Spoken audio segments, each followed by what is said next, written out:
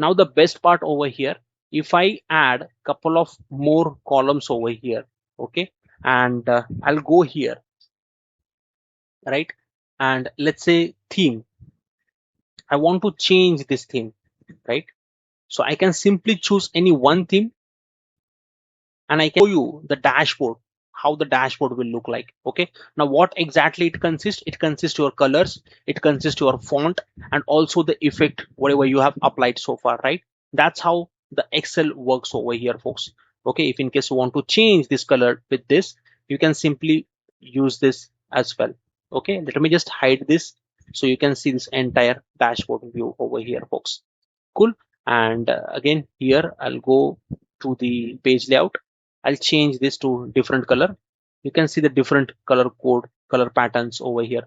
If in case you don't really need to font family over here, what you can do over here is simply, let's go at the top, only change the color code.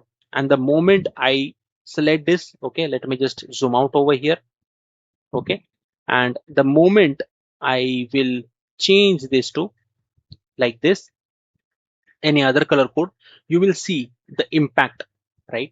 And that's the power and that's the beauty of Excel. Okay, we are not going to use any kind of a third party tool or maybe the API. You have built your own dashboard inside the Excel, folks.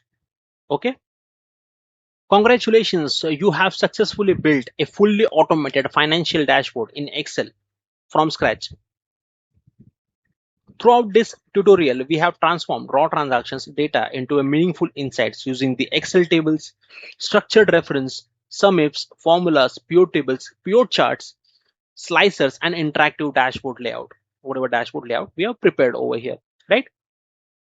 With your own transactions, refresh the pivot tables and every KPI charts and report updates automatically. So as and when we add the data over here and we refresh it, this calculation will get added over here in your pivot and your calculation sheet, and those will reflect it over here.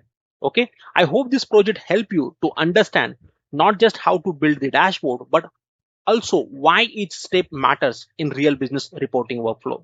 If you found this tutorial helpful, please give it a thumbs up, share it with someone who wants to improve their Excel skills, and subscribe to Discover Talent for more hands-on Excel, Power BI, SQL, and data analytics projects.